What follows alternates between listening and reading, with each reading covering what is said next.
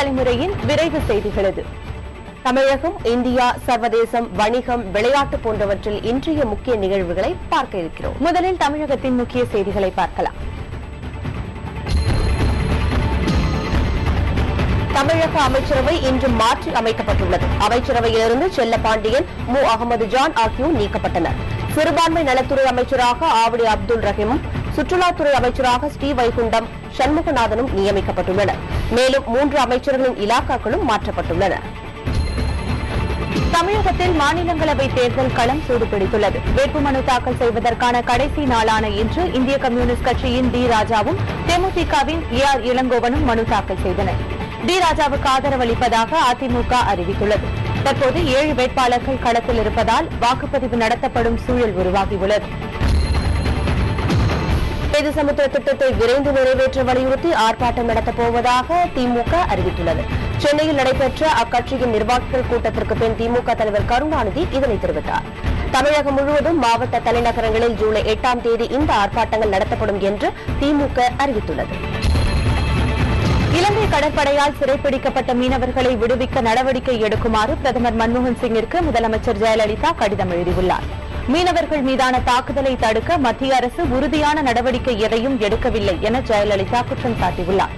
மீனவர்கள் மீது இதுபோன்ற தாக்குதல்கள் தொடர்வதற்கு மத்திய அரசின் மெத்தனமே காரணம் என்றும் ஜெயலலிதா தெரிவித்துள்ளார். இலங்கை தமிழர் நலனுக்காக இந்தியா தொடர்ந்து பாடுபடும் என பிரதமர் மன்மோகன் சிங் தெரிவித்துள்ளார். இலங்கையில் தமிழர்கள் அவர்களது சொந்த பகுதியில் வாழ்வதையும் சமமாக நடத்தப்படுவதையும் இந்தியா உறுதிப்படுத்தும் என்று திமுக தலைவர் கருணாநிதி அவர் இன்று எழுதிய கடிதத்தில் குறிப்பிட்டுள்ளார். இலங்கையில் 13வது அரசியல் சட்டப்பிரிவில் திருத்தம் கொண்டு வருவது குறித்து அந்நாட்டுடன் இந்தியா ஆலோசனை நடத்தும் என்று கடிதத்தில் பிரதமர் மன்மோகன் சிங் தெரிவித்துள்ளார். இந்த ஆண்டு பொறியியல் மாணவர் சேர்க்கைக்கான கலந்தாய்வு தொடங்கியுள்ளது. முதல் நாளான இன்று விளையாட்டு பிரிவினருக்கான கலந்தாய்வு நடைபெற்றது. இதில் முதல் மாணவியாக தேர்வான செஸ் வீராங்கனை நந்திதா அண்ணா பல்கலைக்கழக கிண்டி வளாகத்தில் இசிஇ படிப்பை தேர்ந்தெடுத்தார். விளையாட்டு பிரிவினருக்கான கலந்தாய்வு நாளையும் நடக்கவுள்ளது. இந்த பிரிவில் உள்ள 500 இடங்களுக்கு 5000த்திற்கும் மேற்பட்டோர் விண்ணப்பித்துள்ளனர். ஆசிய தகுதி தேர்வுக்கான விண்ணப்ப விநியோகம் இன்று தொடங்கியது. முதல் நாளிலேயே ஏராளமானோர் விண்ணப்பங்களை வாங்கிச் சென்றனர். ஆகஸ்ட் 17, 18ஆம் தேதிகளில் ஆசிய தகுதி தேர்வு நடைபெறவுள்ளது. தாள் 1 மற்றும் தாள் 2 ஆகிய தேர்வுகளுக்கு தனித்தனியாக விண்ணப்பிக்கும் முறை இந்த ஆண்டு முதல் அறிமுகம் செய்யப்பட்டுள்ளது. நீலகிரி மாவட்டத்தில் தென்மேற்கு பருவமழை தீவிரமடைந்துள்ளது. உதகையில் கடும் குளிரோடு சாரல் மழையும் பெய்து வருவதால் மக்களின் இயல்பு வாழ்க்கை பாதிக்கப்பட்டுள்ளது. ஆனால் தேயிலை விவசாயம் மற்றும் மலைத்தோட்ட காய்கறிகள் விவசாயம் தீவிரமாக நடைபெற்று வருகிறது. சாரல் மழை காரணமாக உதகையில் சுற்றுலா பயணிகளின் வருகை வெகுவாக குறைந்துள்ளது. கூடன்குளம் அணு உலை எதிர்ப்பாளர்கள் தொடர்பான வழக்கில் 3 வாரங்களுக்குள் பதிலளிக்குமாறு தமிழக அரசுக்கு உயர்நீதிமன்றம் உத்தரவிட்டுள்ளது. போராட்டக்காரர்கள் மீதான வழக்குகளை திரும்பப் பெற வலியுறுத்தி புகழேந்தி என்பவர் தொடர்ந்த பொதுநலன் வழக்கில் நீதிமன்றம் இந்த உத்தரவை பிறப்பித்துள்ளது.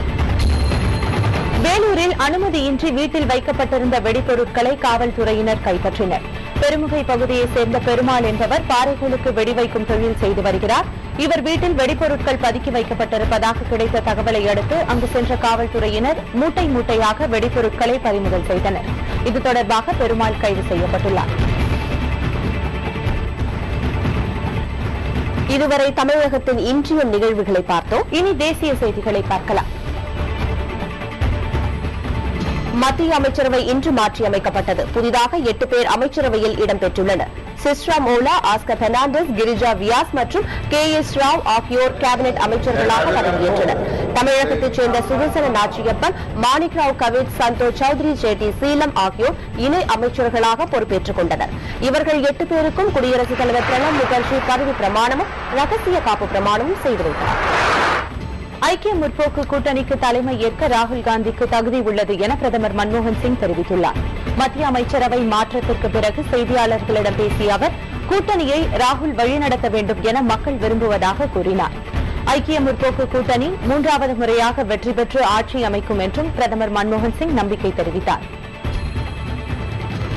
17 ஆண்டுகால கூட்டணி முடிந்ததற்கு பாரதிய ஜனதாவே காரணம் என ஐக்கிய ஜனதாதள மூத்த தலைவரும் பீகார் முதலமைச்சருமான நிதிஷ்குமார் தெரிவித்துள்ளார்.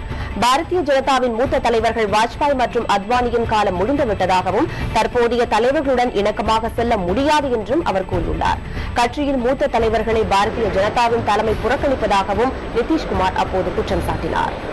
மேற்குவங்க உள்ளாட்சி தேர்தல் பாதுகாப்பு பணிக்காக அம்மாநில தேர்தல் ஆணையம் முன்வைத்த கோரிக்கைகளை முதலமைச்சர் மம்தா பானர்ஜி ஏற்க மறுத்துள்ளார்.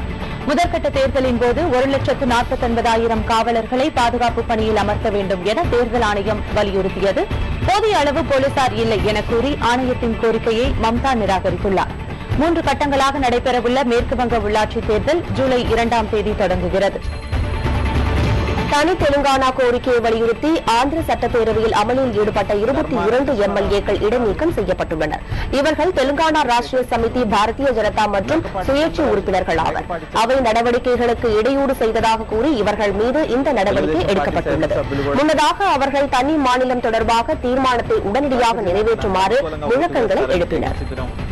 பெட்ரோல் விலை உயர்வை கண்டித்து பாரதிய ஜனதா கட்சியினர் பெங்களூருவில் போராட்டத்தில் ஈடுபட்டனர். அடிக்கடி விலை உயர்த்தப்படுவதால் சாமானிய மக்கள் பெரிதும் பாதிக்கப்படுவதாக போராட்டத்தில் பங்கேற்றவர்கள் தெரிவித்தனர். இது தொடர்பான பிரச்சினையை வரும் நாடாளுமன்ற கூட்டத்தொடரில் கிளப்பப் போவதாக பாரதிய ஜனதாவின் கர்நாடக மாநில தலைவர் அனந்த்குமார் தெரிவித்தார்.